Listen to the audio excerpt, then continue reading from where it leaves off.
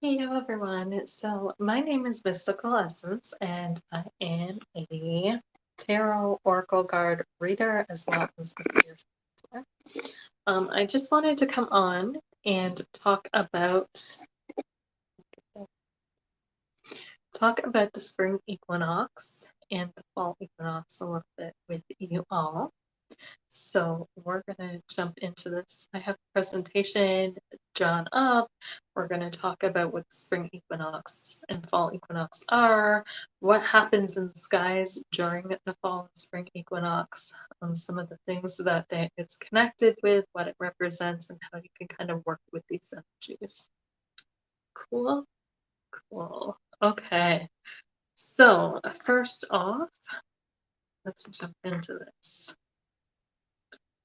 So, spring equinox. The spring equinox occurs in the northern hemisphere of the world between March 21st and March 23rd. In the southern hemisphere of the world, it occurs between September 21st and 23rd. So, as astrologically speaking, it occurs whenever the sun hits the first degree in Aries. So the spring equinox is also known as Ostara, so that is the pagan equivalent to the spring equinox. So the spring equinox is really kind of a secular thing. It kind of marks the first day of spring. A lot of people, refer to the equinox. A lot of people know what the equinox is. But from a pagan perspective of things, some people call it Ostara as well, and they're kind of equivalents of each other. Um, People also know the spring equinox as the first day of spring. It is literally the day that spring begins. The fall equinox occurs between March 21st and 23rd in the southern hemisphere of the world and September 21st and 23rd in the northern hemisphere of the world. Astrologically speaking, it occurs when the sun hits that first degree in Libra. So, fall equinox, the pagan equivalent of the fall equinox is Mabon. It is also known as Mabon. It is also known as the first day of fall. So, those are alternative names that fall equinox is known as. So, what occurs in the sky during spring equinox, astrologically speaking? So when we're talking about astrologically speaking, we're talking about looking at the sky from the viewpoint of Earth, right? So astrology is looking and observing the movement of the planets through the skies from Earth's viewpoint. So when we look at it from an astrological point of view, we have the circle here, which you'll see in any astrological chart, and that represents the Earth. Okay. So usually this circle in astrological charts is split up. It kind of looks like a pie or a cake. It's split up into 12 different sections. But overall, this represents the Earth. We then have a line that goes through the middle of the Earth, which represents the equator. A lot of times in an astrological chart, this will be where your ascendant sits, okay, is right at that point as well. Then we have at the top and the bottom, we have the North Pole and the South Pole as well. So if you were to look at this as like a map of the world, even though it's circular, or if you were to look at it as looking at the globe, right? You have the North Pole at the top. If you were to have a globe sitting in front of you, you've got the North Pole at the top, the South Pole at the bottom, and then the equator kind of runs horizontally through the globe. Right. So during the spring equinox, what happens is we have the sun that moves around the earth, right? And we track the movement of the sun through the skies from our perspective here on Earth in astrology. So in astrology, during the spring equinox, we have the sun moving out of the sign of Pisces. So up here in this quadrant of our charts, in an astrological chart, you have Capricorn, Aquarius, and Pisces are the three signs that kind of sit here. So during the spring equinox, we have the sun just coming out of the last sign up here, the last sign of winter, which is Pisces, and it's moving into the first sign of spring, which is Aries, which is down here. So you have Aries, Taurus, and Gemini that sit in this section, and those are the three signs of spring. So the sun is moving through the last little bit of winter into the first little bit of spring. And as it does, it crosses the equator. When it hits that first degree in Aries, that is when we have the spring equinox. So literally, the sun is moving through the different signs when it moves out of Pisces and into the sign of Aries. Into the first degree of Aries, you have the spring equinox. And as it does that, it moves over the equator. Okay. So when we're talking the fall equinox, which is what it would be, this is reversed, okay? So we still have the Earth, we still have the circle of the Earth, we still have the equator, and we still have the poles, so the North Pole and the South Pole. But with the fall equinox, we have the sun moving into Libra. So we have the sun moving out of the summer signs, which are Cancer, Leo, and Virgo.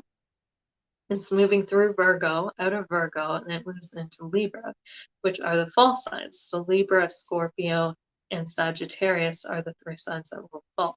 So as the sun makes its journey, it comes out of Virgo and into Libra. When it hits that first degree in Libra, it crosses over the equator again, right? And as the sun crosses over the equator again and reaches that first degree in Libra, that is when we have the fall equinox.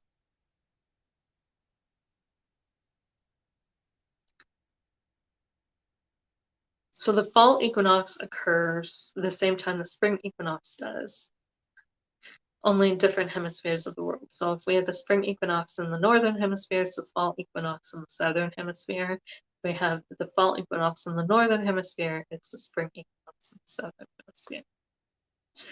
So astronomically, we're going to talk about what happens astronomically. So astronomically is looking at it from the vantage point of space, right? So we're outside of the Earth at this point. So astronomically, when we're looking at the spring equinox, we have Earth's orbit. So this circle represents Earth's orbit. Now, Earth does not orbit in a symmetrical circle. It's more of an oval, but we're going to work with a circle here for these demonstrative purposes. The yellow dot in the middle represents the sun. So we have the sun at the center of our solar system, right? All the planets orbit around the sun. And then we have our Earth here, the green dot with the line through it. So the line through it represents the equator in our Earth, the center of our Earth, right? The central line that goes through, or invisible energy that kind of goes through our Earth. So during the spring equinox, what happens is the Earth goes around the sun, right? When it comes to the spring equinox, the Earth hits this point where it almost lines up at a 90-degree angle with the sun's rays. So the equator meets up almost at a 90-degree angle with the sun, or the rays of the sun.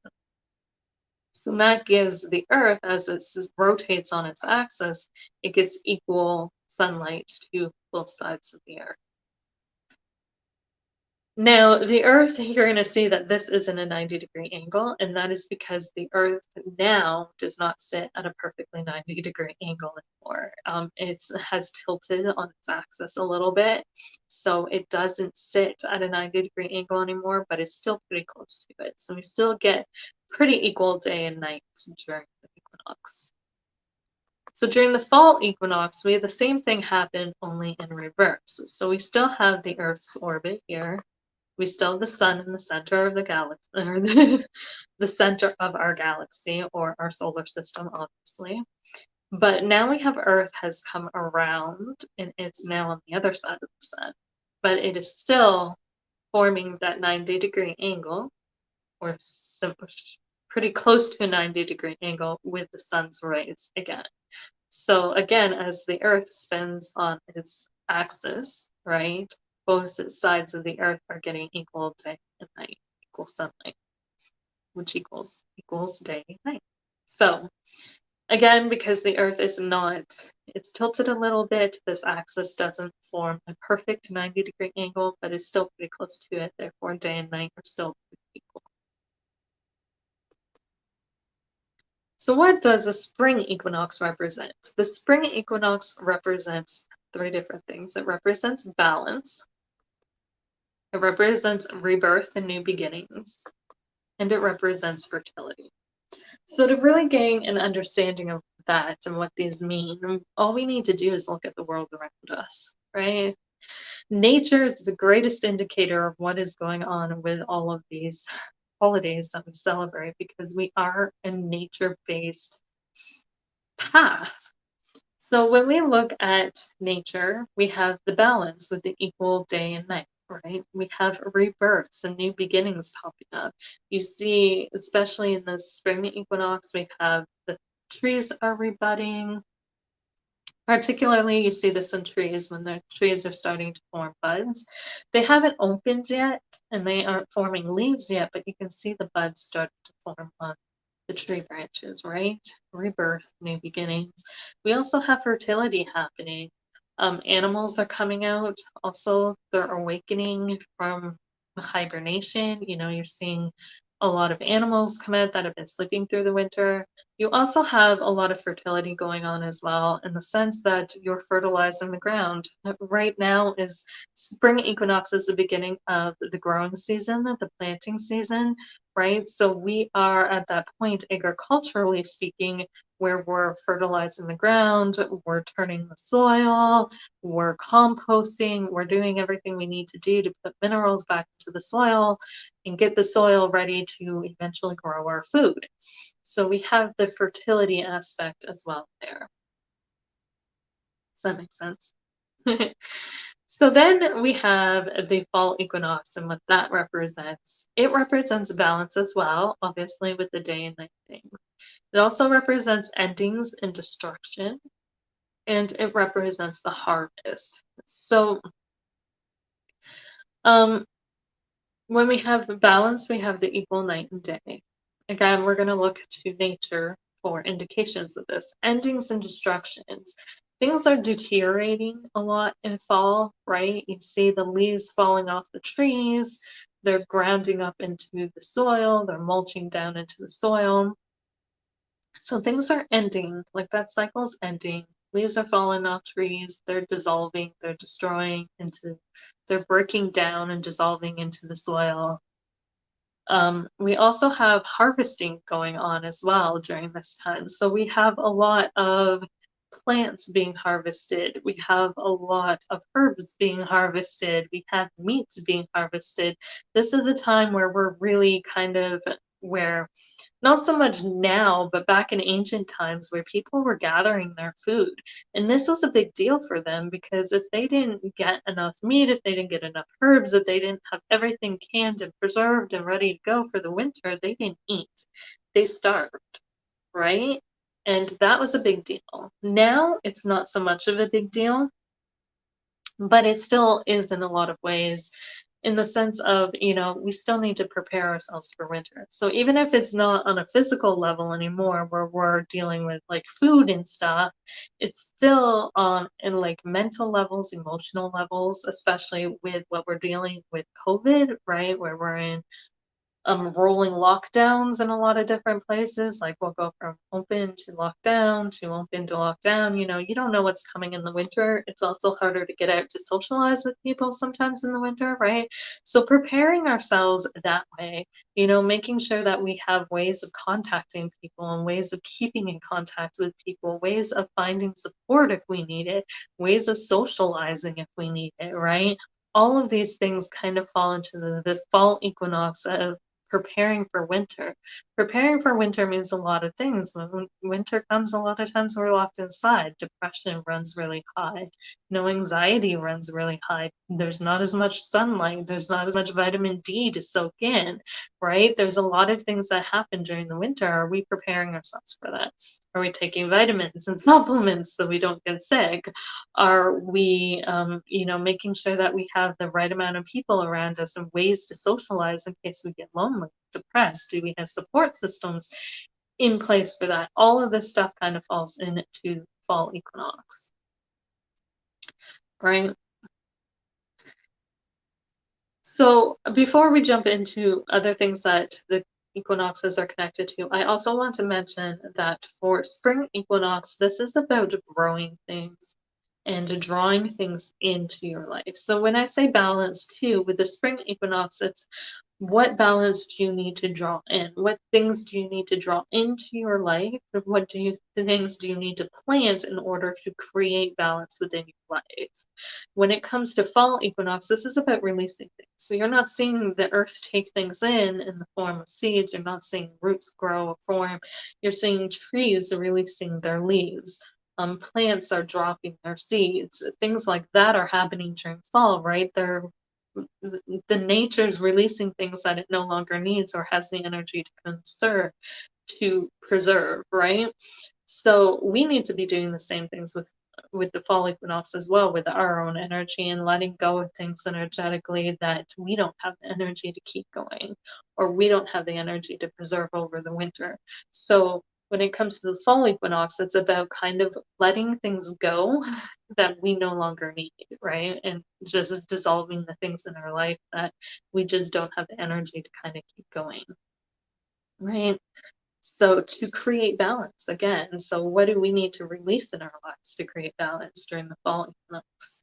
Spring equinox is what do we need to bring into our lives to create balance?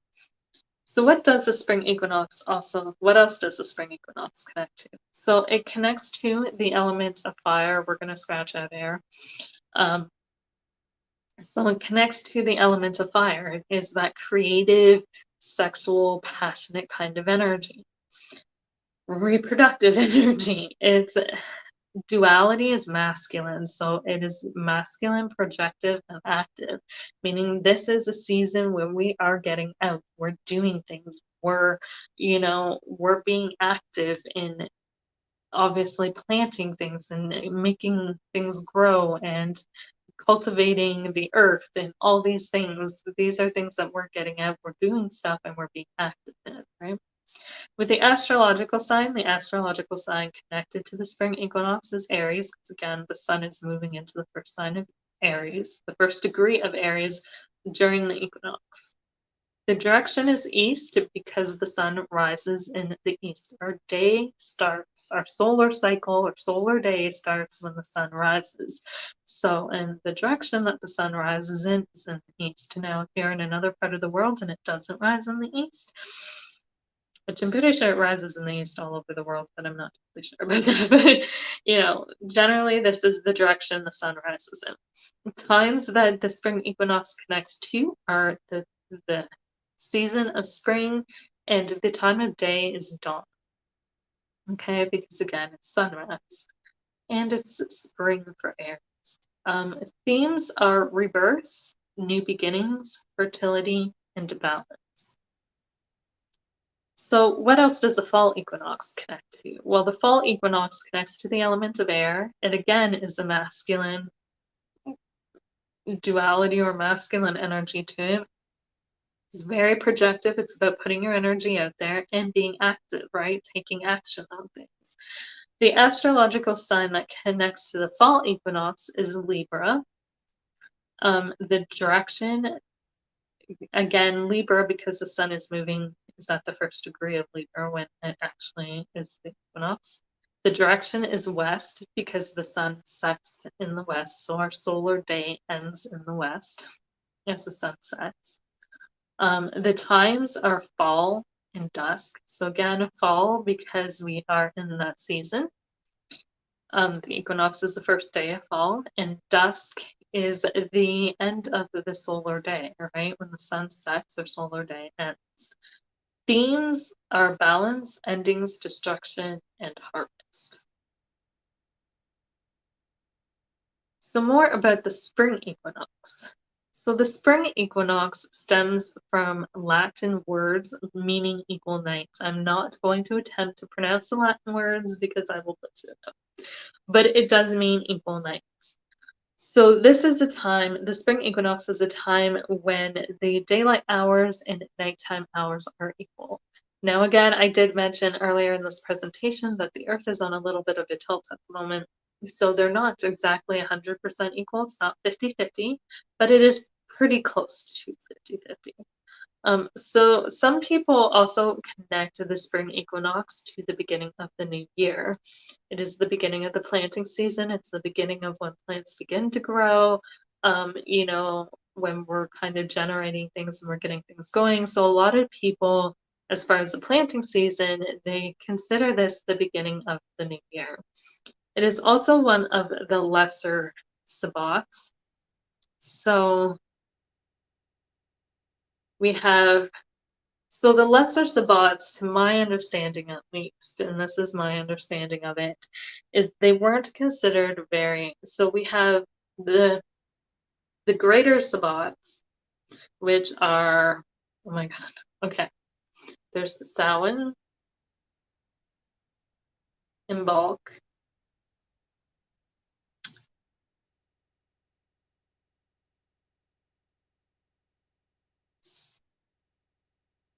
Samhain, Imbolc,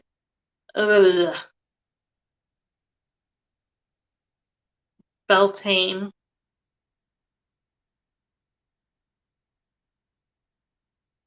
and Lunasa. Samhain, Imbolc, Beltane, and Lunasa that are considered the greater Sabbats. The lesser Sabbats are the equinoxes and the solstices. And the reason the equinoxes and solstices are considered the lesser Sabbats is because, to my understanding, anyways, and from the research I've done on this, is that they were kind of brought into the celebration, or brought into things a little more modernly than the other sabbats. So a lot of the older traditions just celebrated the four greater ones. They didn't celebrate the lesser ones. It is the more modern paths or of spirituality that kind of brought in the lesser sabbats. Now the solstices and the equinoxes. Now I know like you can go back to like ancient ones like the Celtics and stuff, and that the solstices were big deals for them along with the equinoxes.